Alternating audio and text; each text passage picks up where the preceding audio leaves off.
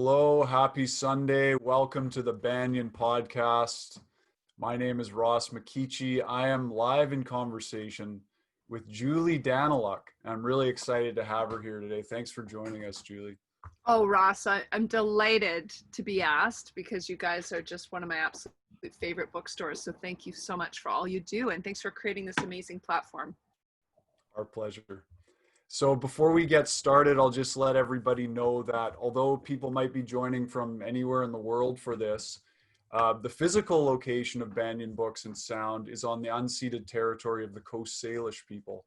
So that includes the Squamish, Musqueam, and Tsleil-Waututh nations. And Banyen Books is celebrating its 50th anniversary year this year. That's 50 years. So Canada's leading spiritual and healing resource since 1970. That's an independent bookstore, and it's really amazing what Colin Limworth has done keeping this place alive, and everybody who makes Banyan work. Banyan's hours are back to extended hours for in-store browsing, prepaid pickup, and you can do mail order right to your door, and you're supporting an independent local bookstore. Banyan.com, Banyen.com. Okay. Julie Daniluk. So Julie is a registered holistic nutritionist, but she's a lot more than that. So I want everybody to really understand. She's a best-selling author, a TV host, and a public speaker. Author of 3 books, including Meals That Heal Inflammation, Slimming Meals That Heal. Both of those books were #1 bestsellers and winners of Gourmand World Cookbook Awards. Her third and most recent book, which we'll be focusing on today, is called Hot Detox, and it's an amazing book. I've been going through it, and it's fantastic. That book was the #1 national bestseller in Canada for 11 weeks and ranked as the #1 best-selling health book when it came out in 2017. Julie appears regularly on TV. She's the co-host of Healthy Gourmet, which airs in, listen to this, 72 countries around the world, 11 languages. Here in Canada, it's on the Oprah Winfrey Network. In the States, it's on Z Living. And just the fact that your show is aired in that many countries and that many languages says a lot about where people are at with the world, the culture around food worldwide, not just in North America. Julie is also a regular contributor to CTV's Marilyn Denis show, to John Edwards' Evolve, and she has her Busted segments on The Right Fit, which is also on the Oprah Winfrey Network. She's appeared on over 600 TV segments, Dr. Oz, CTV News, Global, The Social, Canada AM, and CBC Radio. Okay, there's more. Julie has helped hundreds of thousands of people through her work to enjoy great tasting, allergy-free foods, while boosting their body's healing process. That sounds pretty nice. She served on the board of the Canadian Health Food Association in 2000 and 2009. She's a co-founding board member of the Worldwide Non-GMO Project, and she actually addressed the Canadian federal government regarding the health risks of GMOs as well. A little bit more, and this doesn't even cover everything. She was the producer for the biodiversity event with Canada's David Suzuki and for Food Share's Field to Table Festival. She was also, this is something that I think you were excited about, Julie, you were a chef on the Greenpeace Rainbow Warrior during their GE-free New Zealand tour. That's pretty cool. Very fun. Yeah. So if anybody's interested, I know Julie does a lot of work with private clients and groups. She has the Thrive Tribe, Things to Heal Inflammation. I'll get Julie to share more about that. Her website is Julie Daniluk, JuliDaniluk.com, or you can follow her on Instagram or Twitter. On Facebook, she's got the Julie Daniluk nutrition page. Whoa, Julie. Wow. Thank you for that amazing introduction, and thank you for this incredible chance to speak to your awesome audience. I feel very, very honored. Thank you. Thank you for being here. So your book, Hot Detox, I'll just show it for folks to see one more time. You can get it at Banyen Books, of course. 21-day anti-inflammatory program to heal your gut, and cleanse your body. Can you tell us a little bit about the inspiration for this book, and then maybe we can get Yes. what's going on in the book itself? I love that. Well, the big reason why I had to write the Hot Detox is because the detox programs that I was doing at the time, unfortunately, had a lot of problems with leaving me bloated and uncomfortable. So I had tried, juice fasting. I had tried raw food cleanses, and they left me very uncomfortable. And then I started studying traditional Chinese medicine and Ayurveda, and I realized that especially through the fall, the winter, and the spring here in Canada, it's not really appropriate to be eating freezing cold food, because we really should be approaching more warming, comforting foods that really match our climate. So that's why the Hot Detox was born. And I absolutely delve into the energetics of food in the book. So I have a great resource where I pull in many different actual sources to build out what is a warming food, what is a neutral food, and what is a cooling food. And you really, in the winter time, want to eat off of the neutral and warming list. And in the summer, you can have more of the cold foods.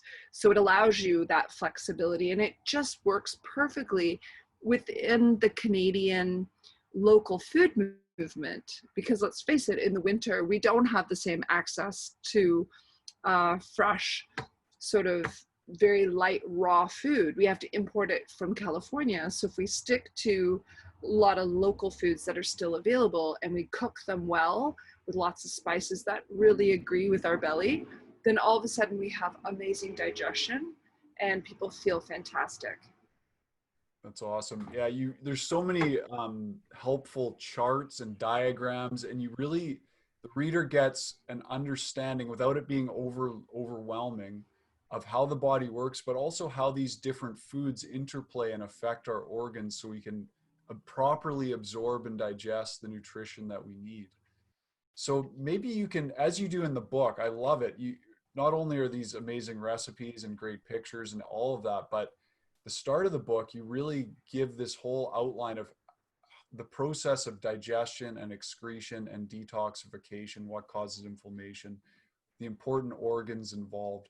So maybe for all of us, you can walk us through how how does this process work? How does from when we eat? Sure.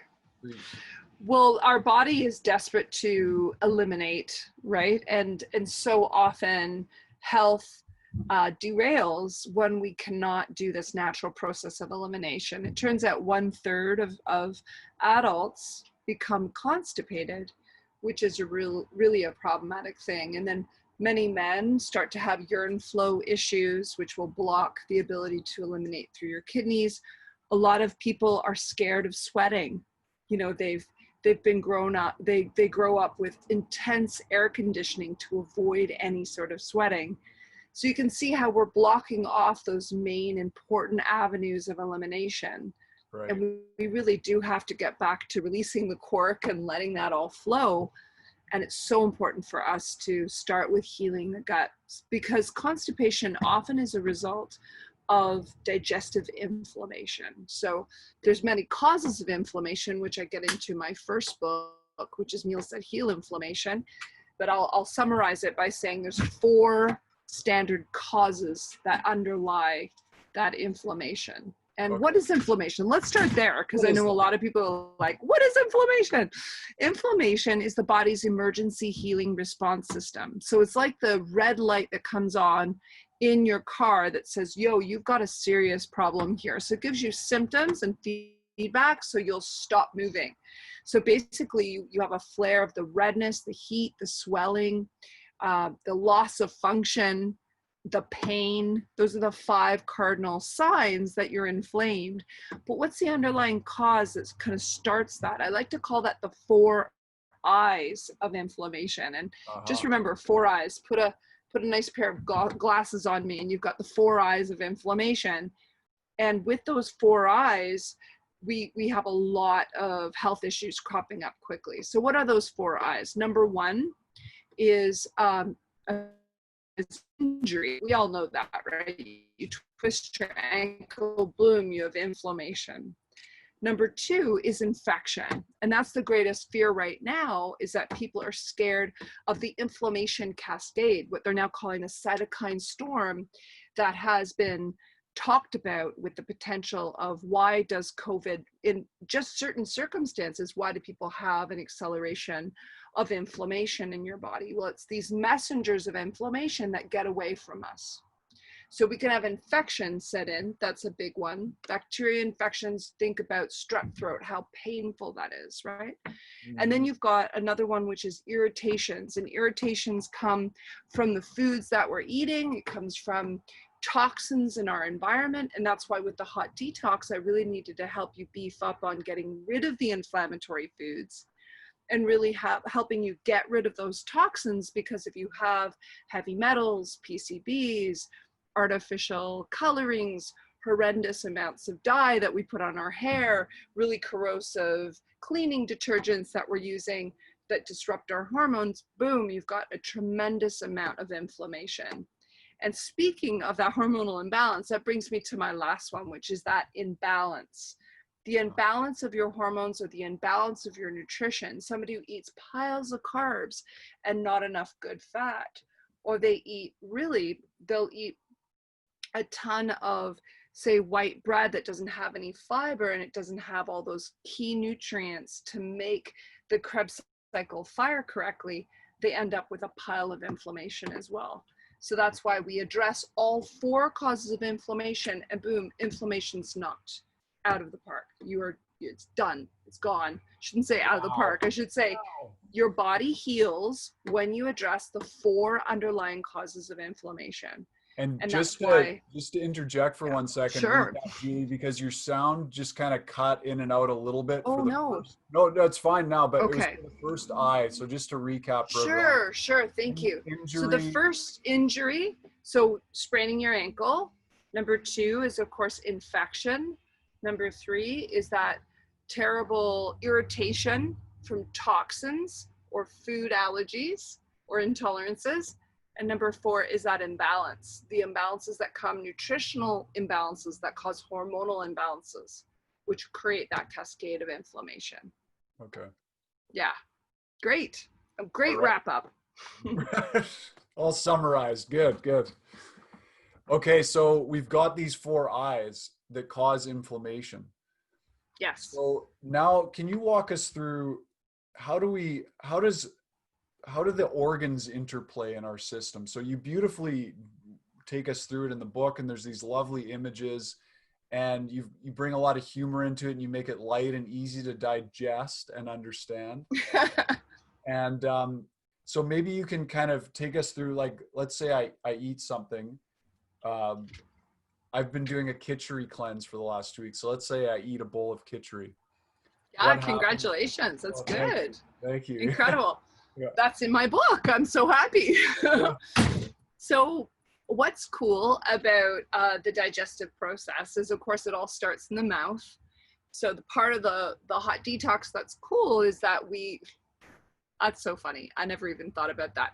What's really warm and lovely about the hot detox is the fact that when we take in food, when we chew it well, it lands into our stomach. And if it's at the correct temperature, our body knows what to do. Did you know that we really never ate frozen food before the last 100 years? So you can imagine we evolved over 200,000 years, is the common held belief, 200,000 years of digesting food at room temperature or warm. And only in the last 100 years were we able to make ice cream. And that's why in China, it's considered triple yin death to have something as cold as ice cream, because when it hits the stomach, it actually paralyzes digestion. So that's why in the hot detox, we really encourage you to stick with warming foods. Now we're in a heat wave. So if you're ever to enjoy something frozen, then in a heat wave, your body could handle it more because you have more internal heat able to warm up that cold food. But for some people, they're just cold all the time. These are the people who have thyroid imbalances. These are people who are quite frail and find the cold they're really intolerant to the cold. These are people who may be vata in traditional Chinese medicine, we would say that they have a spleen deficiency, and in Ayurveda, they would say that they have a vata imbalance. Mm-hmm. And these are the types of people who would do exceptionally well with moving towards a warming menu. So you've just had your khichdi, and why is it cool? Well, why is it good? I should move away from that word cool. So with khichdi, it is brilliant that it has a lot of Ayurvedic spices typically in it. You've got some turmeric. Do you add, your turmeric, your cumin, your coriander, your seeds, beautiful mustard seeds? Those are incredible. And all of those carminative spices help to actually digest that food much better. They help to create, they're very high in saponins, which is a plant constituent that helps to reduce the gas factor within our digestive system. So you end up having this scrubbing action and an ability to kind of cope with food a lot better when you have these spices along with your food. That's why most of the hot detox recipes add a ton of these beautiful spices. So we have this lovely food that you've decided to eat, and what happens in your digestive system is that your stomach's going to go to work now really with a lot of peristalsis. Remember, cold food blunts off peristalsis. Warming food and neutral foods will really be easily digested, and we're churning that food so that the stomach acids can mix with that food. And then when it dumps into the small intestine, boom, we want to have a strong amount of bicarbonate come out in order to neutralize the acids from the stomach and for you to be able to start extracting the nutrition in that small intestine. And that's where I really get concerned for people, is the amount of proton pump inhibitors, the amount of antacids that they're eating. A lot of people think that actually their indigestion, their heartburn is too much acid, when in fact their incorrect digestion is leading them to have the food ferment and hang out in the stomach way too long. And the sphincter being it's not correctly closing, the food can make its way back up the pipe and you're having heartburn. But the great news is when we do chew correctly, when we do add these healing spices, when we do add some really lovely ingredients like apple cider vinegar or lemon juice or anything that's acidic, we're setting our pH of our stomach correctly so that when it moves down the chain of command, it'll elicit a really good bicarbonate response and digestion will be complete. Right. So often people's digestion is incomplete and they're really suffering. And they could have a stomach infection as well. H. pylori is just a absolutely nasty bug that is causing a lot of people grief. So if you are suffering from any digestive imbalance, keep looking underneath. Make sure, is the food I'm eating, do I digest it well? Or am I intolerant to it? Do I have an infection that's preventing me from proper digestion? Do I have an injury to the sphincter? Is it closing correctly? Do I need to go for, say, a manual adjustment to help make sure that valve is working correctly, which you can do? And then the fourth one being, do I have any sort of imbalance nutritionally? Like, am I eating so much starch that unfortunately my microbiome has been thrown off? So you can see how I'm addressing all four of those underlying causes when I'm looking at someone's food to try to ensure that they're able to extract the nutrition out of that food and have them heal correctly. That was a lot. I'm doing big downloads today. Yeah, I mean, there's so many little pieces to understand, and it's such a comprehensive system in terms of food combining and how the interactions of all the different chemicals and enzymes and all these things in our digestive process. One thing I wanted to say is that there's a lot of talk with different people about, oh yeah, you have to have an alkaline body, but it seems like there's not a full understanding like you were just pointing to. Can you just comment a little bit more in depth on the pH levels and how to balance? Thank you so much, because people always say like lemon juice is alkaline, and then other people are like, what are you talking about? Have you ever put pH strip in lemon juice? It's unbelievably acidic.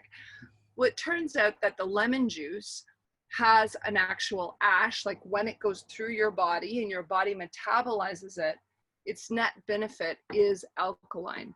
But when it first enters the stomach, of course, it's very, very acidic.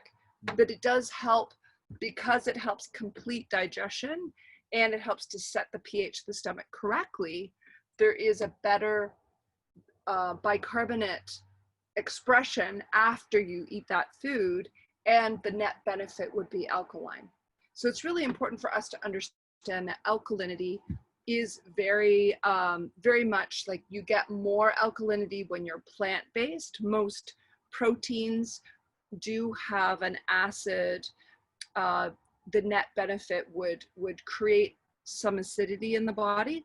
And not to say that I am against eating, fish, for example, but you do need to balance it out with plants. And that's my only concern around a lot of people going hardcore keto, is that they're going very much dirty keto, where they're eating so much animal fat and animal protein that's very acidic, and they're not able to balance that with plants that are very, very alkaline. So definitely look to, if you have to go low carb, if you're trying to balance your weight or work on neuroinflammation, then just make sure that you have enough green leafy veggies that are very, very low in calories, but extremely high in minerals, because minerals are what's alkalizing your body.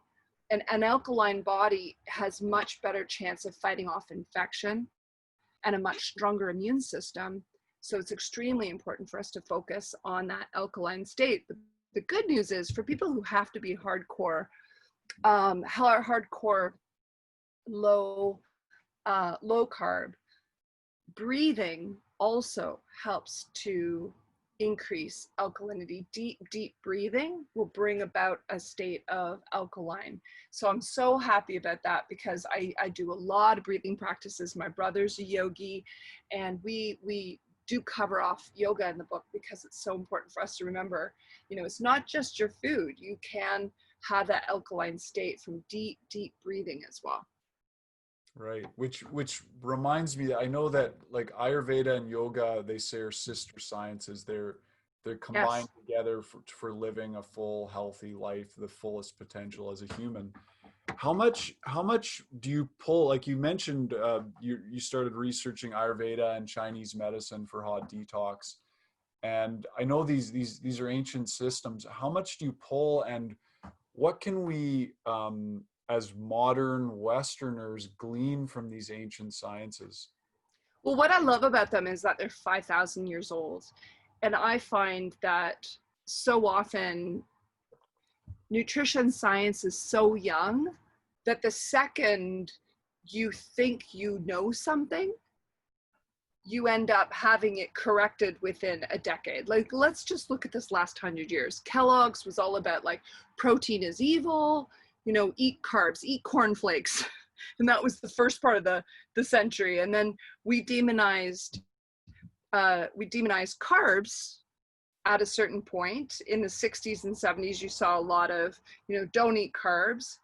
And then unfortunately, we started to demonize fats in the 80s, and look where that got us. So I really like to look at traditional cultures and say, if we really look at the longest living people, are they not the greatest guide for longevity? Because they're living proof, right? Yeah. So that's where I'm very excited when I look to traditional Chinese medicine. And I've had such remarkable healing as a result of traditional Chinese medicine. And Ayurveda, it fits very comfortably within that model. They are very close. So with Ayurveda, there's 3 constitutional types. And a person who is really attracted to a lot of yoga, who's very brilliant, who has very long limbs, typically on the more slender side, these people are often considered to be vata. And this windy energy has a tendency to have a lot of digestive problems. So I think as a vata, I was very attracted to a vata reducing menu, which turned out to be the hot detox. So I was really attracted to studying what are the warming foods from a traditional Chinese medicine perspective. And a lot of them line up perfectly with also reducing the windy energy within Ayurveda. So I really appreciated that. And I just wanted to package it in a Western model. So I just brush over it in the book. But of course, I really give a shout out to it in the menu choices, because I wanted to make sure that people had a very easy to digest version, because a lot of the books that I was drawing from were very hard to understand. I'm not gonna lie. Yeah. I mean, it's cool to see, like, these, like you said, have been around for 5,000 years, and the diet fads will come and go, but these things are timeless, aren't they? I just want to definitely say one thing to the audience. I see some questions have come in the chat. Oh, great. So everybody knows, we will, at the end, we'll take about half an hour to address questions from the audience. So around 11:45, we'll get into the questions. Great. You're in Ontario, so what is it? 2:45 your time will be. Nice. Yeah, that's wonderful, because I know I invited my audience to tune in today. So hopefully you're all out there. Fantastic. So, okay, coming back to this process, I've eaten my khichdi. It's into the stomach. We've got the peristalsis happening. What's next? Okay, so what's next is your gallbladder, which is the reservoir for your liver. The liver has dumped a ton of bile into your gallbladder, and then your gallbladder is going to squirt a bunch of bile into the small intestine in order to digest your food. So in that bile is you're going to be able to have a ton of breakdown of your good fats. So now we've got a golden opportunity to really absorb those fats, which are incredibly important, because fats make every cell of your body. So if you have some healthy, I hope you would use healthy oil, of course, because Ross, you know what you're doing. You would want to have those fats broken down into the smallest particle size in order to absorb them efficiently. And it's so important, guys, if we can talk about fats for a moment, that you balance out your fat choices, because one of my biggest beefs that's happening within the keto industry right now is a hyper focus on saturated fat. Now, I'm not going to demonize saturated fat. It's really important. It makes up, cholesterol makes up your hormones. It's extremely important. But let's remember that we have omega-3, omega-6, omega-7, omega-9, and saturates. And unfortunately, people are just hyper focused on the good tasting saturated fats. And I want you to balance it out, because every single one of them have their gifts. And unfortunately, so many people, and I'm going to call it the vegetarians and vegans right now, unfortunately, a vegetarian and vegan menu can be very, very high in omega-6. So the average Canadian is having 20 times the amount of omega-6 to omega-3. And omega-3 is the golden opportunity to reduce your inflammation, because within omega-3, you've got that amazing EPA, or eicosapentaenoic acid. That is what reduces inflammation as effectively as a traditional painkiller. That switches off your inflammation. So I want everyone to really focus in on those good fats. And you find those, it's harder to find them as a vegan. So, obviously, if you are a pescatarian, you would have fish to focus on, and the smaller the better, of course. And now that I'm talking to a West Coaster, we have to avoid the farmed fish. My brother is a very big advocate. He's a huge campaigner against farmed salmon on the West Coast. Yeah. So let's focus on those little guys, the anchovies, the herring, the sardines, the mackerel, little guys that reproduce really quickly and are low in mercury. And then for the vegetarians, I really want you to consider things like algae, because algae oil is one of the rare opportunities for us to get omega-3 in a really easy way to absorb, and a really high quality pre-converted omega-3. Algae oil. Algae oil is fantastic. You can get algae oil now available that's pre-converted EPA for vegans, which is so important. Wow. And then we'd also have, of course, other great opportunities like the seeds. the flaxseed, the chia seed, the hemp hearts. Love hemp hearts because that type of omega-6 is pre-converted down the right chain of command. It's helping you make healthy hormones and also is full of minerals that'll keep you alkaline. So there's just a little rant on fats because I want people to know how important it is to digest your fats. Are there fats to avoid? Oh yeah. Well, I mean, any refined oil that's highly heated becomes toxic. So it starts okay, but it becomes hyper toxic. And also, how is it farmed? So I have a real beef with canola oil, soya oil, corn oil, because those are genetically modified plants.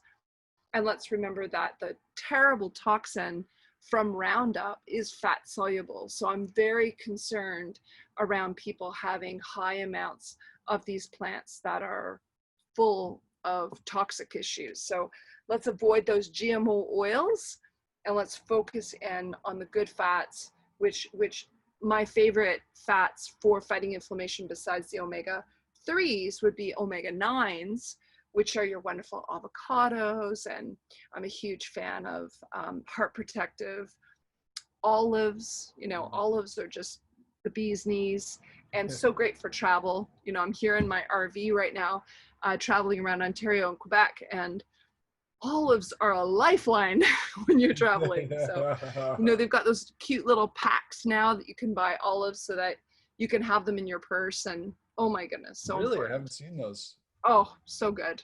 And I don't have a purse. We have a man purse called a computer bag. Right? Yeah. I don't have a computer bag, but. Oh, you don't? Okay. Yeah, well, I have a backpack. There you go. There's your man purse. You have a backpack. Okay, so the gallbladder is excreting Yes. this bile into the small intestine. Yes, and now we are extracting all your nutrition. So this is the really important time where we're pulling across the membrane all of our nutrition. Now, what if we have an infection, like a high level of candida that's sitting in the parking spaces where the good bacteria is supposed to facilitate your absorption of good nutrition, but instead you've got these opportunistic negative microbiome that's increasing your potential for something called small intestinal bacterial overgrowth, or SIBO, or a case of heavy yeast infection in that precious small intestine. Now we have major problems. We have bloating and gas every single time we eat. You know, there's a lot of nightmares that can happen there. So without that good absorption, we have that nutritional deficiency, which is a leading cause of inflammation. So we need to cut down on the foods that increase that negative microbiome. And we need to beef up on the foods that nurture the correct microbiome. So that's why in the book, I have a lot of delicious fermented foods. You know, we teach you how to make kimchi, how to make sauerkraut, so that we can knock out the negative and put in the positive. And then as we move into the large intestine, really the whole point of the large intestine is to extract all the water. We need to bake off that loaf of bread that's been going through our system for 24 hours. Got to suck out the water so that when it goes out of your system, now it's fully formed. And that's where we see a lot of health issues. Either people have their peristalsis stop because they're eating foods that they're allergic to, or they have tons of stress that stop they're in fight or flight, their gut just shuts off. And that's when we have to really work to increase that peristalsis, get them back to normal. Or the other way, if we have a lot of infections on board, a lot of irritation, a lot of inflammation, we end up with very loose stools. And that's what we see is a lot of people having profound digestive problems on both ends of the spectrum. And my job is to get you back to the middle, get you back to having that perfectly baked off loaf of bread going out of your butt every single day, right? So that's what we call that poop chart, which I teach in my course, where we don't want a number 1, which is real constipation. We don't want number 7, which is terrible diarrhea. We really want to have a number 4. Think 4 like a golf game. 4. You want to have that knock it out of a park kind of stool every single day. That paying attention to our stools, something that maybe some people find unpleasant, but what should we be looking for? What are some of the signs that it's off, things are off, and Great question. So you're looking for that perfectly formed, I'd like it to be at least an inch wide. If it's pencil thin, that's often a sign of inflammation. You want to have nice, long, snaky like poops that just fly out into the bowl without having to push too hard. If you're pushing really hard, that's mild constipation. And you definitely want to have a nice brown color. You don't want it to be white. That's a sign that you're lacking bile. And you don't want it to be black, because that could be a sign of blood in the stool. So definitely look back. That's just so important that people get over their hang up with their poop and understand that that is one of the main indicators of our health. That is the biggest way to play Sherlock Holmes and detect our own health issues, is by really starting to grade our poop and get to understand what it does. Hashtag look back. Hashtag look back. Let's I love that. movement. You gotta look back. You gotta make sure. You do. I love that. I'm actually so excited about hashtag look back that I'm going to take a quick photo of us talking about it so that I can talk about hashtag look back after this. I love it. Fantastic. That's great. You're a wonderful interviewer. I just want to tell you that. You're absolutely amazing. Thank you. And I'm sorry that I'm so excited to talk to you that I go on these waves. But no, this is awesome. I'm having a great time talking to you. I was so excited to speak to you because I watched a few episodes of A Healthy Gourmet. And that is, maybe you can tell us a bit about that show, because it looks like you guys had so much fun, you and Ezra, the chef. Oh my goodness, we had a great time. Yeah. So we traveled all over trying to encourage groups of people to shift their menu. And I was fighting for nutrition, and Ezra was fighting for flavor. And we would have these authentic battles. And the worst battles would actually happen off camera. We were like a brother and a sister pair. We would have like these clashes where I'm like, no, we are not putting bacon on the show. It's called Healthy Gourmet, Ezra. It's not happening on my shift, right? And he's like, no, Julie, this dish is traditionally made with bacon. We're going for bacon. So we would just have these very funny wars. And we discovered some wonderful superfoods along the way, some really new discoveries. And at the time, they were completely unheard of. So that's what I was trying to do, is, bring resveratrol, grape skin powder on for the first time, So that was really fun. My favorite was the foraging episode, because we were in the outback with cowboys. We had to literally cook with what we could find around us. And that was my favorite segment. And I think I've taken from that, because I have a lot of herbalism background. I've studied herbalism for many years. So I still love that. So if you follow me on Instagram, you'll see me like go into the woods and just like start describing like, here's some pine needle tea, like definitely drink this, so it's a lot of fun. On that note, with foraging, how much are we missing out on in terms of like what's available to us? Let's say I'm in Canada or the US and I go out into the forest. Is there just a plethora of food and medicine that we just don't have the knowledge about?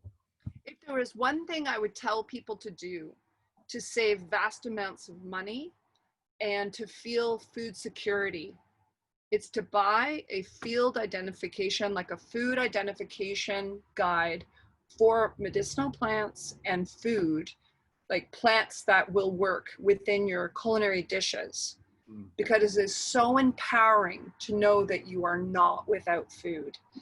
How many people are nutrient deficient because they really are pinched financially, but they don't know that there is food for free out if they can get to a park that isn't sprayed.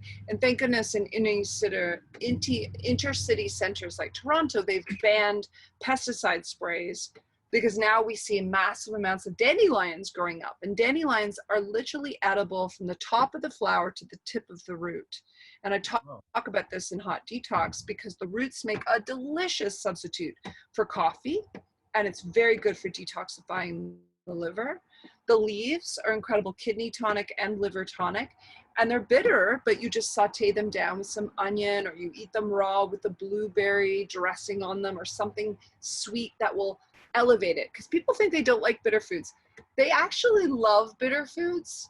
They just don't realize that their bitter foods are masked with sweeteners. So who doesn't love a cup of coffee? Who doesn't love chocolate? It's the most loved food in the world, but it's hyper bitter. Right. So if you were to take something like dandelion coffee substitute and add a little bit of sweetener to that, like I love using monk fruit because it doesn't have any calories, it's profoundly anti-inflammatory, all of a sudden I've got this unbelievable latte, but there's no caffeine, there's no inflammatory ingredients in there, and it just tastes heavenly.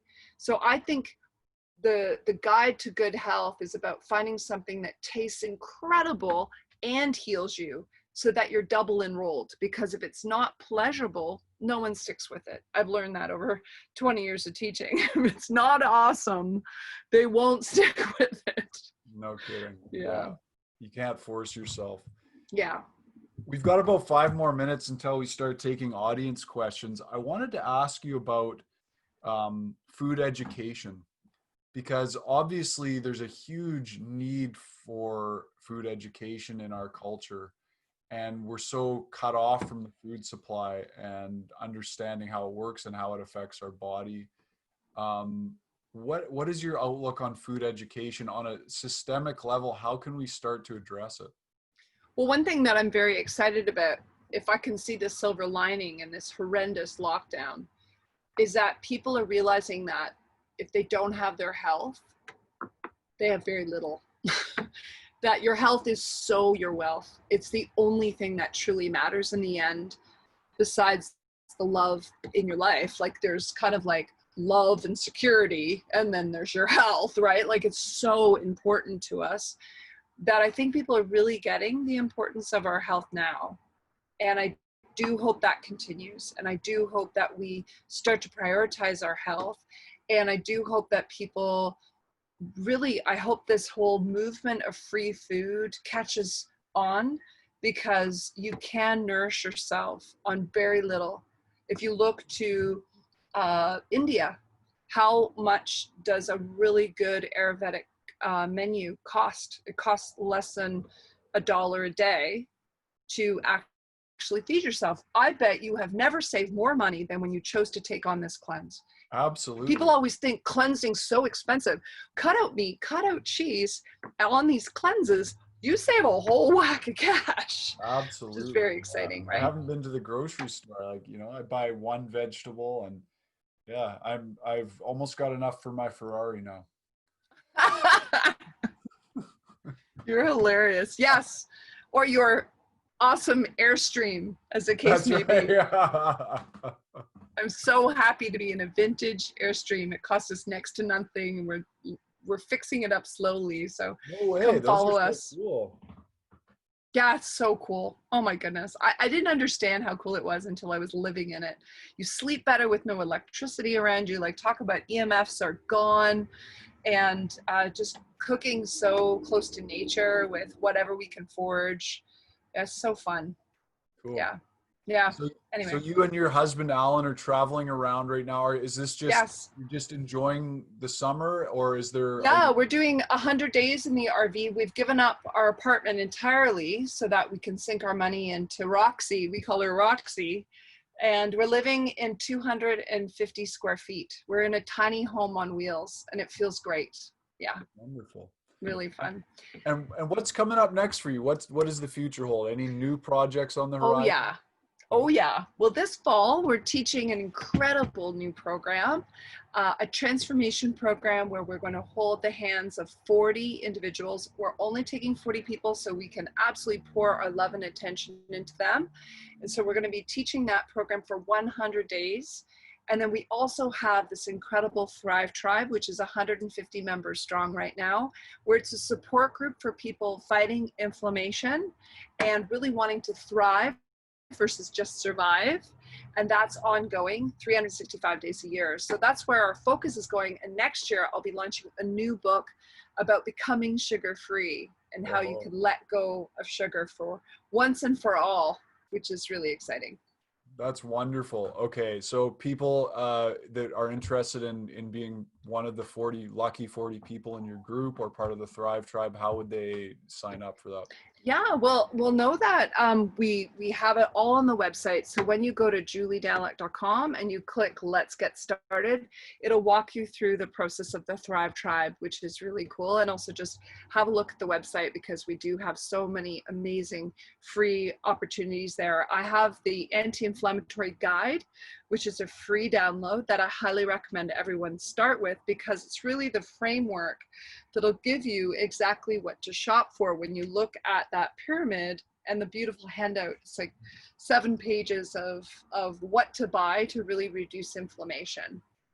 Cool. Yeah, I checked out your website. It is great. There's a lot of good resources on there. So check it out, folks. Thank you. Thank you. Okay, so it's 11:44. So we'll start to take some audience questions. Let's see. And just to let everybody know, Julie can't really do too much sort of really personal health advice. Um, that would require like a one-on-one session, I assume. So general questions are great. I'll be curating the questions and I'll try and get to everyone's, but just so you know, if it's a really personal, like specific question, we might not be able to cover it. So I'm just going to go to the chat here. There's, just so everybody knows, there's a Q&A function. If you're able to find that, that's the best place to look for your, to put in your questions. But I'm going to look at the chat first. Oh, here's one about kitchery. Okay. Dr. CJ Milsom asked, can we use lentils rather than mung beans in kitchery and find the same benefits? Yes, absolutely.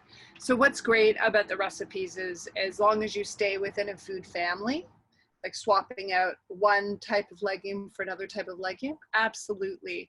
I find that lentils, especially the red lentils, are extremely easy to digest.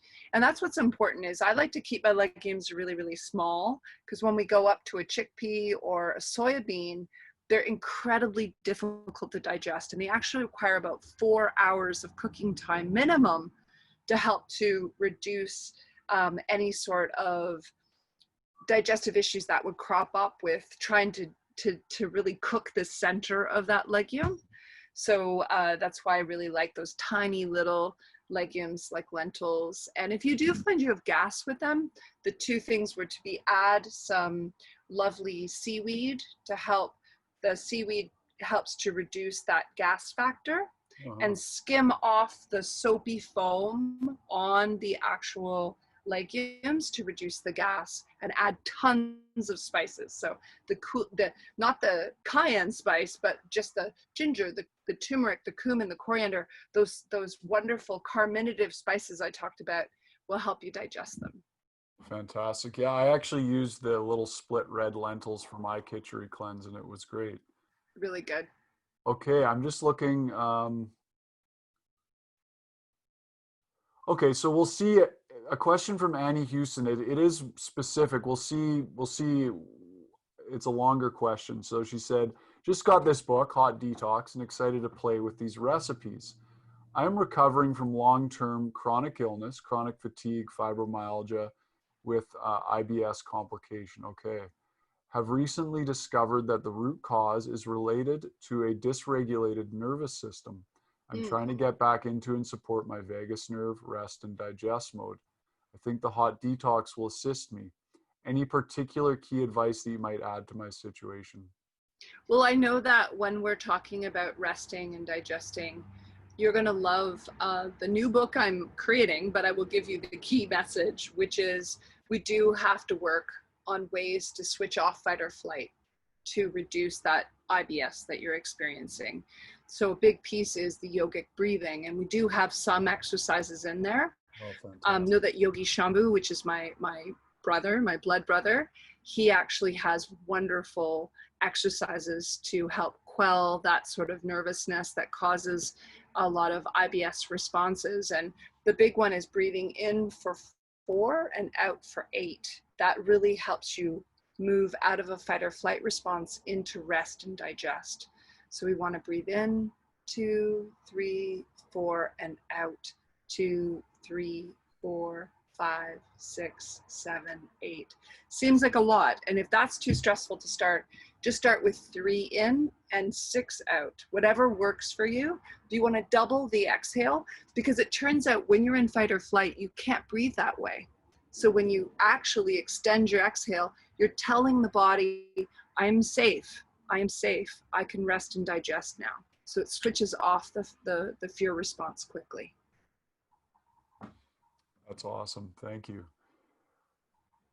Okay, a question from Harold Fedderson. He says, what happens if your gallbladder has been removed? Oh, that's a great question, and I get that a lot. You're going to really rely on the carminative spices and the bitter foods even more. And the reason why is because now your liver has nowhere to hold the bile. So we have to dump bile right before every meal. So what you want to do is have something bitter at the beginning of the meal.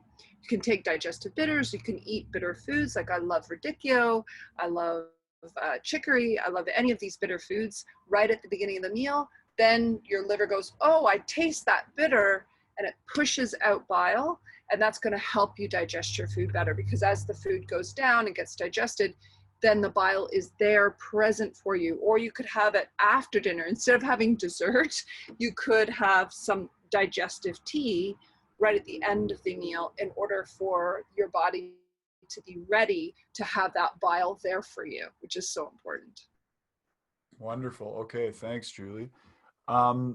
Next question, I'm going over to the Q&A section here. Valentina Boccia asks, what anti-inflammatory foods people with IBS can have? Thank you. Well, with IBS, we need to look at what foods are your irritants, and for everyone, it's different. So one thing I really say is there's 7 billion diets for 7 billion people. You will never see the Daniluk diet, because for everyone, it's different. For example, I'm highly allergic to wheat. I'm terribly sensitive to almonds, where my husband's terribly sensitive to chickpeas and crab. So you can go for IgG and IgE antibody testing, so we know what your immune system's triggered by, and then build your menu out from that. Or if you don't have the money to go for that testing, you're going to have to keep a really elaborate food diary and really see what symptoms come up when you eat that food. If you're having IBS, that's a big sign. If you get red cheek, especially on one side, like a bright red response, or you get swelling under your eyes, you get sinus congestion, or you get dark circles, or you have stomach pain, that is the food that you've got to journal, big circle around, avoid. And then you're going to avoid it for at least 2 months, and then reintroduce that food to see whether you can reduce your allergy response or your intolerance response to that food. And the good news is you can balance your immune system, tolerate more foods over time. Now I can have blanched almond meal like you would find in a paleo muffin without any problems, where initially it would cause me terrible problems. So your immune system balances out. So that's the good news. You're not off it for life. You're just off it until you can digest it, because whatever you can't digest becomes inflammatory. What are allergies, Julie? Because I went to the Ayurvedic doctor the other day, and he said, this old Indian man, and he said, in India, in the Ayurvedic system, we don't there's allergies aren't a thing. Like, it's not a permanent thing that. Exactly. It's not a permanent thing. So in Western world, allergies were established as any substance that triggers your immune response to create an antibody. So in the allergy world, it's IgE antibodies, which are quite significant. Within 24 hours of eating a food or breathing in a pollen, your immune system will react with really significant symptoms. And intolerance is much milder, or it's late onset, and that's an IgG antibody response. And that is really often delayed. So that's the problem, is some foods don't have like an anaphylactic reaction, but they're reacting afterwards, and you don't quite pinpoint it as easily. So that's was my problem with almonds, is that almonds weren't creating anaphylaxis, it was creating a cough about 4 hours later. So I did a pile of trail mix, and then I was standing on stage to give a lecture, and I was coughing, and I was so embarrassed, and I didn't put 2 and 2 together until I went for blood work. So that's the only thing. And in Ayurveda, they're like, fix the root problem, because it's the immune system overreacting. Calm down the immune system, fix the gut lining, and you won't have this over response to the immune system. And that's how you can now. Even 10 years ago, they thought you couldn't get rid of allergies. It was a lifelong sort of sentence, right? Now we know that your immune system can calm down. We can retrain the body to accept a food and get over it. It takes about 1 to 2 years. Fantastic. Okay, thank you. Another question in the Q&A section here from Beth Agosti. It's a follow-up. She says, you mentioned the gallbladder.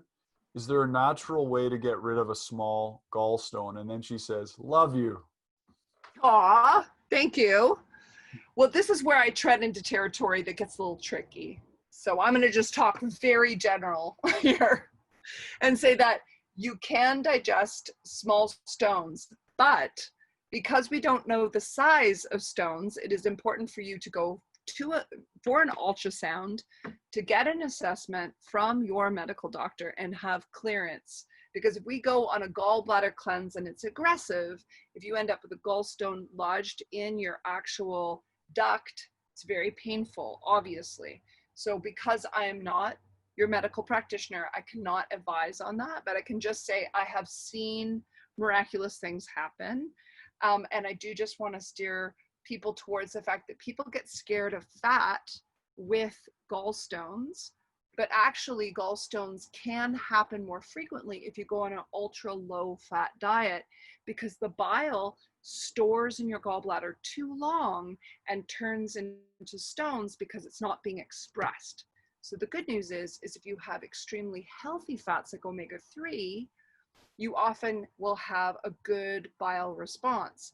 If you're eating certain foods that cause a restriction of the gallbladder duct, i.e. some people really react to eggs in a negative way, then that will cause a swelling of the gallbladder duct. Another thing that causes swelling is gluten will cause a swelling of the gallbladder duct, and that will cause tremendous problems down the road if you had that swollen duct. So I have to talk very generally and say, get to a good naturopath and have that help to assess your case personally. That's great. Okay, thank you. Yeah, there's so many of these things that are really situational and personal, eh? Mm-hmm. Okay. Nazrin Chavoshi, this is back in the chat side. I'm just kind of bouncing back and forth a bit here. Says, what vinegar should we use for fermentation and pickles? It's really interesting. I don't use any vinegar because pickles and all those wonderful things can ferment themselves, and then you end up using that pickle juice as a substitute for vinegar. So you don't have to use vinegar in order to make a good pickle or in order to make an excellent sauerkraut, for example. So you can use vinegar-free fermentation techniques that uses sodium, good amounts of sodium. For people who are sodium sensitive, moving to a vinegar pickle is a great idea. And of course, the go-to is apple cider vinegar. If you're somebody who's sensitive to apples, then we can go into many different kinds of vinegars. You know, an organic red wine vinegar is very popular. Using another one that comes to mind is a coconut vinegar is very popular. Just, it really depends on whether that food substance is good for you. So coconut vinegar is actually made from coconut nectar, and are you tolerating that well? So that will help me decide. Or do you want to rotate your vinegars? My big thing is rotation. Don't get attached to one food thing, because I don't want you to become intolerant to it. Make sure to have lots of variety in your menu so that you not only get unique nutrition from each meal, but you also keep your immune system nice and quiet, nice and calm. Very important. Wonderful. A question from Sunshine Linto or Lintot. Are thyroid issues related to inflammation? And what legumes would you recommend? So two questions. Are thyroid issues related to inflammation is the first one. Thyroid is absolutely related to inflammation. It's a sad state of affairs that 70% of women or more than 70% of women who have low thyroid actually have Hashimoto's, which is an autoimmune response. And autoimmunity is where the body attacks your own system. So your immune system has lodged an attack towards your thyroid, and the underlying cause is often that you have something going on in your digestive system. For example, if you are allergic to or intolerant to gluten and you continue to eat it, the gluten is so similar to your thyroid that your body doesn't know what it's doing, and it goes to attack the thyroid because it's trying to cope with the fact that you have a high gluten load. So that's why following a gluten-free menu has been so helpful for people who have Hashimoto's, for example. So definitely fight inflammation, and it will be very, very helpful for reducing thyroid issues. And the last thing I'll say about thyroid is that it's very tied to your adrenals and your sex hormones, because it's actually a triad. So we have to also address your nervous system and your adrenal health in order to heal your thyroid, and we have to address your sex hormones and how balanced is your estrogen to progesterone levels. So it's quite a unique little symptom picture. And having had hypothyroidism, and it's very genetic, I've had hypothyroidism for 10 years. I've become quite a specialist in this area. If you want to really focus on that, that's something that could be addressed in our transformation program. Fantastic. And there's a second question from Sunshine Right. that said, and what legumes would you recommend? If you can tolerate legumes, I highly recommend the smaller the better. The lentils are the best. Mung beans are fantastic. Black beans, incredibly easy to digest. I can eat black bean dip till I don't know, pigs fly. But I will not be able to handle hummus, classic hummus, because the chickpea size is so darn big, and it just creates a lot of bloating and gas. So if you are going to enjoy large legumes, really consider getting yourself one of those wonderful pressure cookers that destroy the lectins, that really hyper cook that food so that you can rip it apart and digest it better. That's great. Let's see here. Thanks, Karen, for saying the Thrive Tribe and Transformation Program were great. Yeah, that's great. Karen Johnson. She's one of our wonderful, wonderful participants. Awesome. Thrive Tribe and the Transformation Program are awesome. That's great. Robin Johnson asks, where on your website is your list of anti-inflammatory food pages to print? Well, that's our download. So you would download our lead capture, or what we call our free offering on our website. You'll see, if you scroll to the bottom, there's a nice ledger there that when you give us your name, you'll actually have it delivered to your inbox. So that's where you can get it, is just then you'll also get my lovely newsletter where I share a recipe and a tip of the week, and also share with you our adventures in Roxy, because we do a love letter every single week to our group. Nice. That's great. Okay. Back to the Q&A section. Alex B. Carradine says, hi, I am an overall healthy and active 48-year-old female. My diet is definitely alkaline, and I only consume food that grows close to me. Nice. Unfortunately, I developed inflammation in my hands. The family doctor told me it is osteoarthritis. Any hints? Yeah, osteoarthritis is now being linked to digestive health, and this is brand new information just in the last year. Initially, they used to think that rheumatoid arthritis was immune related, and that osteoarthritis was just wear and tear. But let's face it, unless you've had a hand injury, why would some people have their hands become arthritic? And now we understand that there's an intrinsic link between the inflammation in the gut causing osteoarthritis of the hands and of the knees and other areas where osteoarthritis is big. So I really want you to try on a profoundly, we would need to put on the Sherlock Holmes hat and delve into your personal triggers that might be causing this hand inflammation. And we need to bump up the profound anti-inflammatory remedies, like going on higher dose remedies. And this is where it's hard to get into specifics, but I will say, you know, one that's very classic is using high dose turmeric, because the active component called the curcumin within the turmeric can be a very powerful benefit to hand inflammation. And I'll just give you some big heart from mine to yours. Know that my whole family is riddled with arthritis, from rheumatoid to osteo. And both my sister and I have hand inflammation unless we stay off of the foods that are personal inflammatory triggers. And I'm now pain-free. My sister is pain-free and she's 55. So I'm just giving you hope that it's absolutely possible to get your hands free of pain. That's wonderful. So many things that eating properly can heal, hey?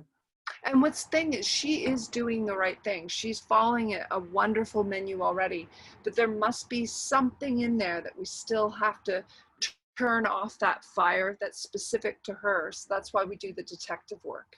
Mm-hmm. There's a little square in Hot Detox where you give your mom's, it's like Yes. a very inspirational story about your mom. I think it was colitis that she was suffering. Oh, terrible. She had a cadmium poisoning because she was a potter. And there's so much cadmium in glazes that her cadmium was off the chart. It was killing all of her good bacteria, because it turns out that your bowel flora is killed off with cadmium. So the second we reduced her cadmium load and bumped up her probiotics and really focused on her digestion and eliminating all those inflammatory foods, my mother is absolutely free of her colitis. And it's a miracle, because quite frankly, to watch her wasting away and watch her so weak and so tired, it was breaking my heart, because here I am, an anti-inflammatory expert. So I'm so relieved by her transformation. And I just want to share one of the greatest transformation stories I've ever seen. I've had one of my transformers as of late. She actually has lost 55 pounds. Her inflammation is gone. She's gone from barely able to walk up a flight of stairs to now being able to walk 10, 15K without any sort of pain. And it's such a blessing. And Yvette has gone on to be an incredible support to so many people. That's the great thing about healing. You don't just get the benefit for yourself, but you pay it forward to your whole family, your whole tribe. You end up being such a contribution, which is the highest level of happiness, is when we can be a contribution to our world. So it just fills me with such joy that I want to give people hope that this is absolutely worth every little bit of shift and every little bit of change that you might choose to do, because the benefits are huge. Stick with it, folks. Stick with it. That's so great. Barbara Alizadeh says, how can I change my diet as I have diverticulitis? Diverticulitis, we have to just really work on that blender and that food processor.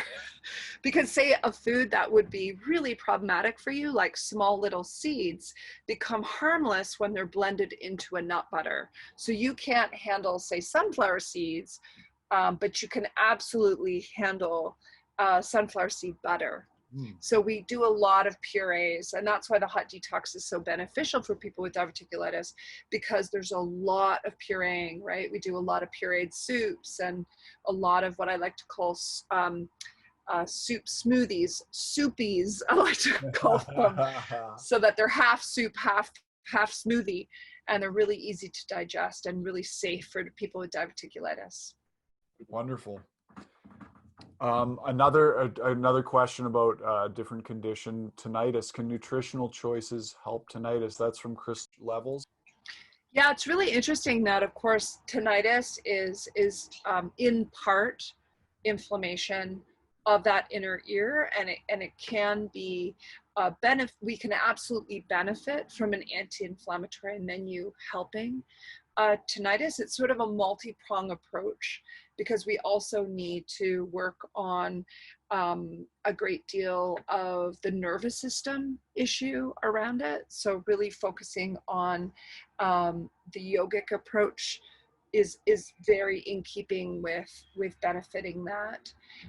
So I just want to say I have seen a reduction of tinnitus, and it's a very individual approach. You know, what works for one person won't necessarily work for another, but we can reduce that chronic ringing in the ears for sure. Wonderful. Henrietta Vanderwage says, I've been a vegetarian for over 20 years, but I'm now finding I'm nutrient deficient. What's the best way to get nutrient abundant again? That's wonderful. Well, I just want to speak to all the vegans, vegetarians. I was a vegetarian for over a decade, and I became terribly nutritionally deficient. So I really empathize with trying to save animals and wanting to do the right thing by the environment. I think it's wonderful. But there's 5 nutrient deficiencies that can crop up. So you can become deficient in omega-3, you can become deficient in B12, in zinc, in iron, and in protein. That's a lot of nutritional deficiencies to get over. So you really have to ask yourself, do we need to put your life jacket on? I remember when my naturopath almost shook me. She didn't physically shook me, but she emotionally shook me up. And she said, Julie, you need to eat to heal, not necessarily eat by dogma. Not, you know, are you willing to eat what you need to do to get by? Because I became totally intolerant to soy and intolerant to most grain and nuts. What in the world does a vegetarian eat when you become that intolerant to foods? No So I had to really start implementing what I needed to heal. And I won't lie, that did include things like fish. So that's the big thing that you have to ask yourself. And if you're not ready to go back to things like fish, can you consider bone broth powder? Can you consider gelatin powder? Can you consider those highly nutritive foods that, like collagen, that's purified so you don't taste an animal byproduct, but there's some nourishment in there that will give back to you. And if for religious reasons you have to stay vegetarian, then I really think we need to address those 5 deficiencies. So where are you getting your iron? You better really beef up on it because it's plant-based, it's hard to absorb. Omega-3, get your algae oil that's very specifically created, that's pre-converted, right? Where are you getting your zinc? Well, one of the great sources that's vegetarian is pumpkin seeds are great for that. Double down on protein because it's very hard to get enough of it. A lot of vegetarians are carboholics, right? And I guess the last one is B12. You're going to have to supplement because there is no vegan source of B12 in nature. People think spirulina is a B12 source. It's actually an analog that humans do not convert well.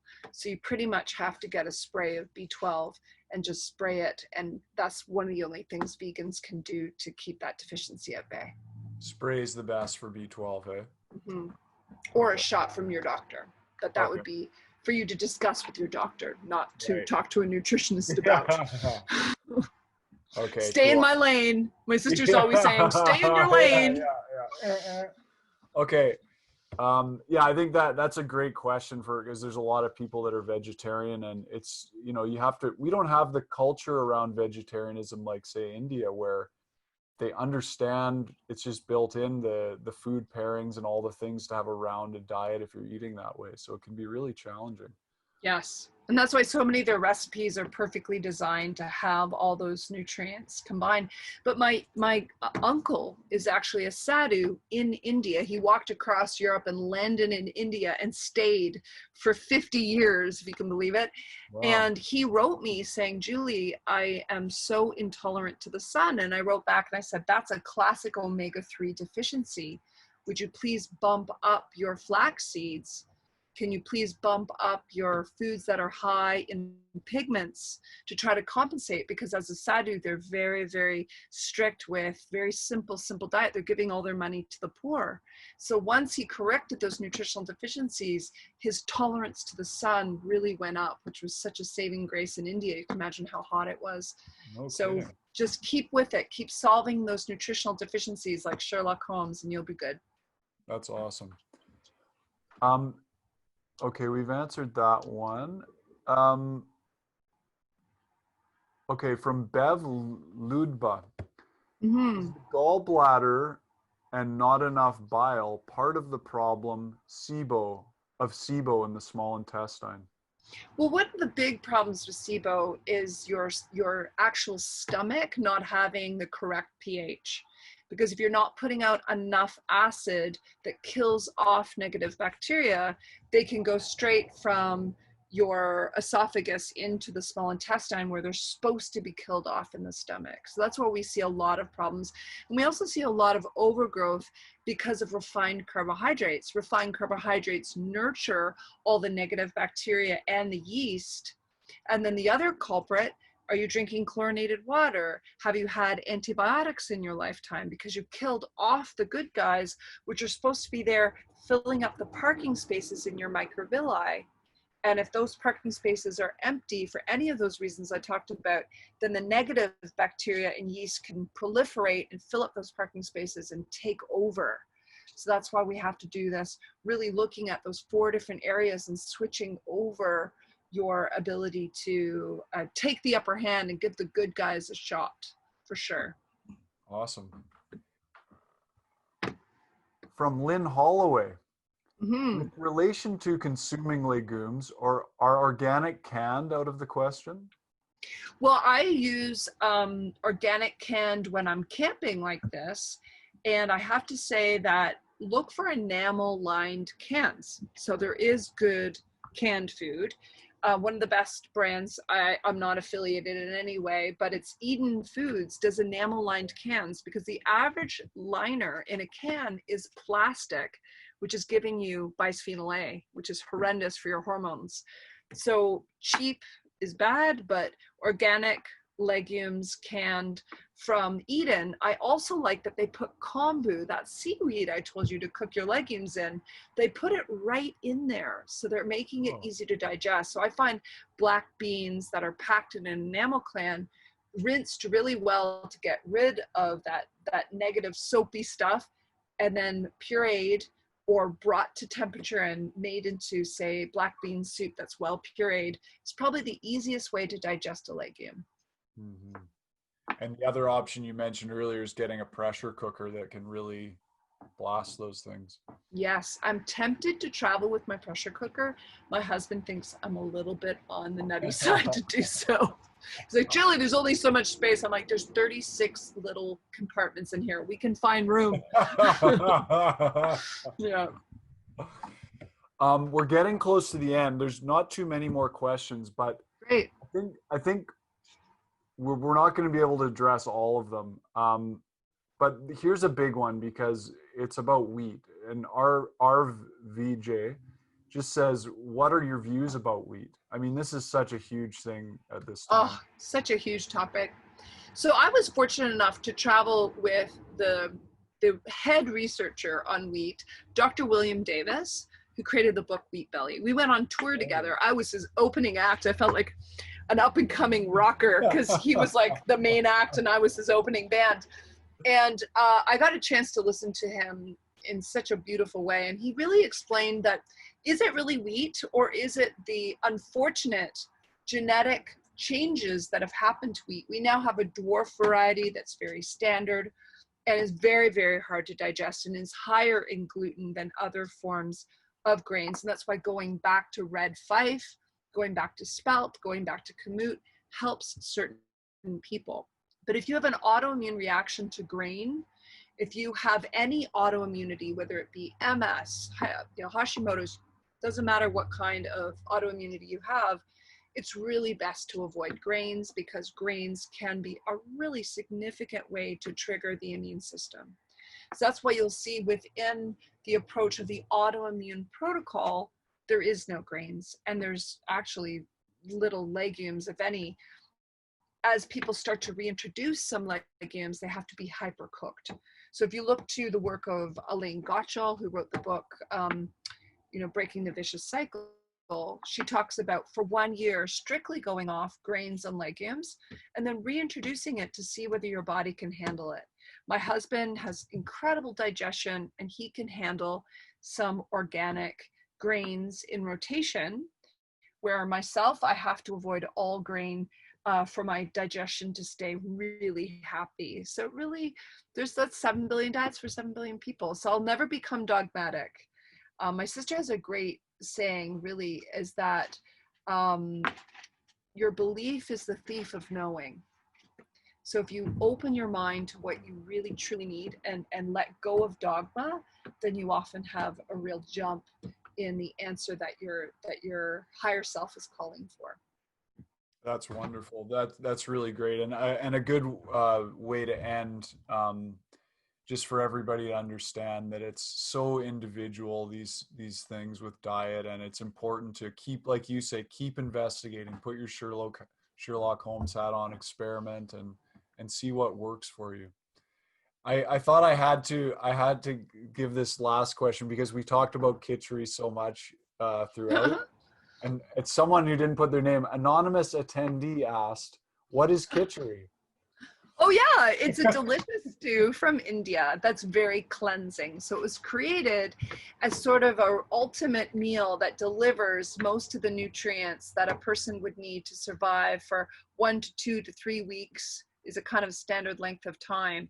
And it has a combined protein. So in vegetarianism, by combining a legume with a healthy, like in my recipes, I would use a pseudo grain like quinoa, for example, which is extremely nutrient dense. When you combine that with a legume, you cover off all the amino acids. And then we would add piles of wonderful produce to that. So in mine, I would add in, some burdock or some wonderful dandelion, and that would really ratchet up your detoxification pathways so that we can get those toxins out of you. So I've done this cleanse for up to 30 days, and I can't believe how nice it is to hang up your need for what am I going to eat today? Like, it's kind of freeing in a way. It simplifies life so much. It does simplify, and it's extremely inexpensive, but just remember that this only works for people who digest easy pseudo grains and legumes well. If you're somebody who are intolerant to those things, there's lots of other recipes in the hot detox to explore. So yeah, I just wanted to give that caveat. Absolutely. And folks, check out Hot Detox. It really is a wonderful book, and as are your other books. We were just focusing on Hot Detox today. I'm really excited for your new book about taking sugar out of your life. I look forward to seeing that, and wish you well in the writing process. Thank you. I'm at the copy edit stage, so I'm like, can't wait to have that finished. Yes. Okay, guys. Well, thank you. This has been delightful. Ross, you're just a rockin' amazing host. You hold the frame of the playground so that I can dance inside the frame. So thank you so much for facilitating. And thanks to Jacob and Banyen Books. And you guys are amazing. And thank you for everyone who tuned in today. I'm so touched. Thank you so much, Julie Daniluk. And again, her website, juliedaniluk.com. Check it out, folks. Thank you.